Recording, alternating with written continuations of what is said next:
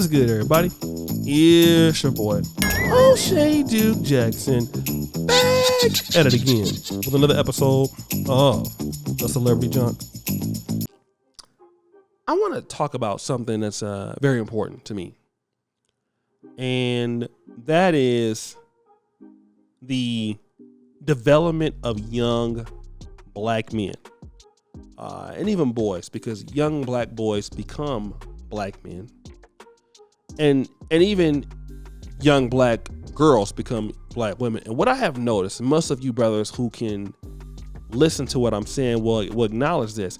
Have you ever dealt with a young woman that had both parents in her life? And then contrast that to women who have not had the father.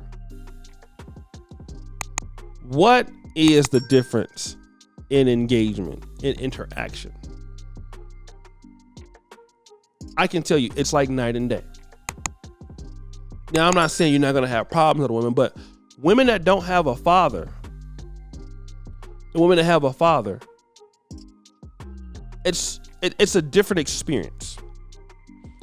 It's like, driving a luxury car, but both of them can be luxury cars, but one rides smoother. Okay. Now, also with coaching, here's something that you see. Even working with men that have fathers, and men that don't have fathers, I've also noticed a difference. Men that have talent that come from single parent homes, and coaching and developing them or working with them in the business world, they're very unaccountable in comparison to men that have both fathers. Men that have both parents are easily open to criticism. Men in general don't have a problem with criticism as much as women, but they accept it more. Guys that don't have the father are harder to coach and develop. Very much so. That's why Terrell Owens had a problem all the time. And Deion Sanders, who was raised by a single mom himself, understands this. Now, he was on, I believe, a podcast with, I think it's the Pat something show. But Pat McAfee show, right? I want to play this clip. It's controversial, but let's kind of get that in. I'll come back. Coach, you said something earlier that I found very fascinating with the breakdown of recruiting 40-20-20 or 40-40-20, what it was. Mm-hmm. So when we all came up, recruiting was way different. Now you speak a lot about grad transfers in the portal. How different is it recruiting them versus high school, and how has that changed everything? Easier. Grad transfers want it right now. They got 1 or 2 more years left, and they want it right now. They ain't got time to be playing no games. They ain't got time to be making mistakes with their careers and their futures. They don't have time for knucklehead kids to be running around and not doing their assignment or being where they're supposed to be. I love it. Guys in the transfer portal, also, you got to find out why. You got to do your homework and your due diligence. Why? You saying they want this, they want that. Okay, if I call them, what are they going to say about you? Just tell me, because I'm going to make the call. I'd rather not make the call, but tell me why. Because there's a reason you left. There's a reason you divorced this situation or the situation divorced you. So you got to find out all about those guys. High school kids are a little different. You can mold them, you can shape them, but a lot of coaches don't have 2 years to build them and to mold them and shape them, because you're going to mess around and get fired trying to develop that kid. So you got to have a perfect balance of older, younger guys and mid guys as well. So you can have that tremendous balance. But make sure you ain't dealing with no youngster behind that center. You ain't dealing with no youngsters at tackles, right and left tackles. You ain't dealing with no youngsters on that island, on that corner. Some guys, I go from inside out sometimes outside in, because I'm a corner and I think outside in. Outside in, you can do some wonderful things. But also, I'm a baseball guy, so I think up the middle. Okay, you give me that center, that quarterback, that linebacker, that safety, we good. You give me those 2 D tackles and I'm straight. So it's a lot going on inside of here. It's a lot of different philosophies and a lot of attributes. I like kids on the line with parents, man.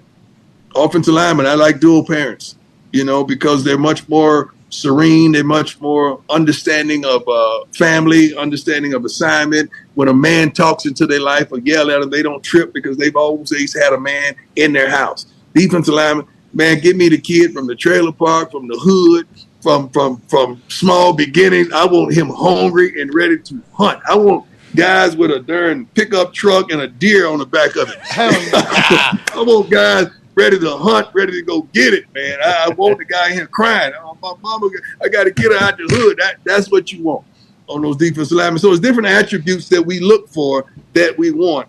And prayerfully, they'll get us to where we need to go, and we'll get them to the next level of being successful as a professional.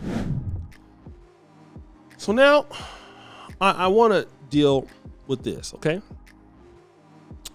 Number one, he says, let's get to the single parent. He wants the defensive lineman to be hungry and all that sort of stuff, right? I think that's crap. Deion Sanders understands when you're dealing with many of these talented black athletes, they're coming from single parent homes. But here's what we know. Those guys are harder to coach. Offensive linemen, offensive tackles, those guys are important because they're the protection. They read the blitzes. They keep your quarterback healthy and things like that. Those guys are leaders. Let's just be honest. Men in sports want people who are going to listen. And a lot of us know that a lot of the men that give you problems, even you see a lot of these guys shouting on social media, even here on Black YouTube, the guys who make the most noise and are in the most beefs, these are the dudes that dad ain't there. All the time. The daddy is not there. And when the father is not there, it's hard for that man to go out there and be somebody in society. Hello, we're going to be real. A lot of these young women today are suffering because they don't have men that can have any sort of leadership. Now, I know some of the brothers is going to say, hey, listen, these sisters don't want a man that's a leader, and that's fair enough. I get that. But we're going to talk about that today. A lot of these young men are hard to deal with in Black America because can't nobody tell them nothing. I had enough people in my life. My mom and dad divorced. I had my grandfather. I had guys in my church. I was able to listen to people, which is the reason why I believe I'm somewhat where I am today. I ain't always been a great listener, but I've done enough. But now dealing in situations that I'm talking about now, a lot of these young black men are not coachable. And Deion Sanders wants to say it all the way. That yes, he has talent. Yes, he's a great athlete.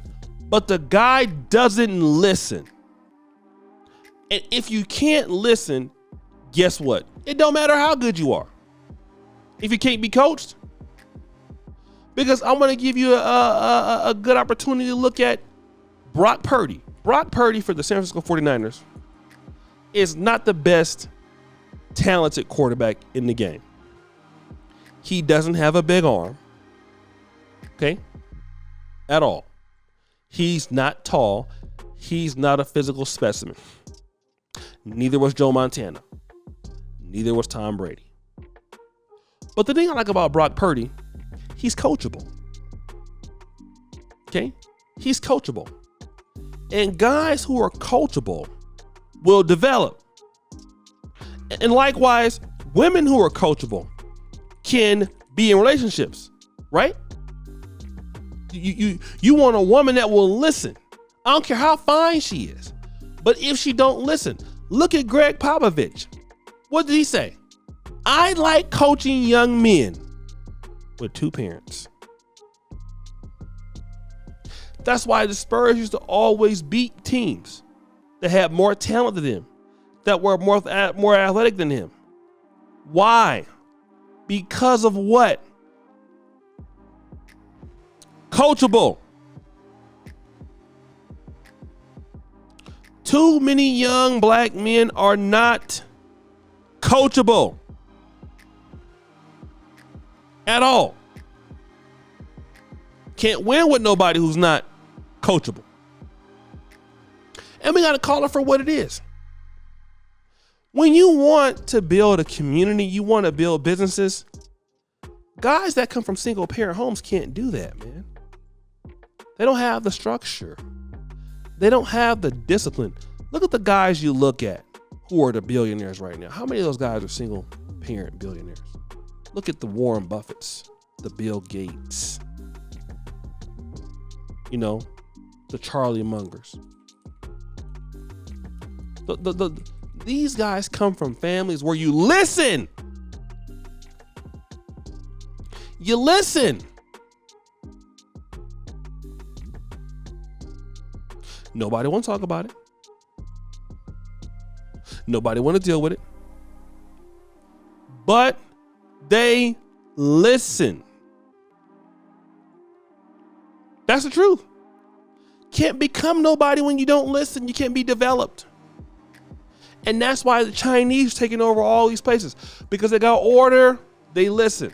Our young men, our young women, and people in general in the black community, you can't tell them a goddamn thing. For the most part. You can't. How are those people going to be developing into somebody else? Then when they get older, they want to have kids, and guess what? They're going to want their kids to listen to them, and then they won't. And that creates a culture of degeneracy. We don't want to deal with that, but we got to. We got to. We got to. And Prime is right. But guys, what do you think? It's your boy, O'Shea Duke Jackson, back at it again with another episode of The Celebrity Junk. Appreciate you for all that you do. Subscribe, hit the bell. We are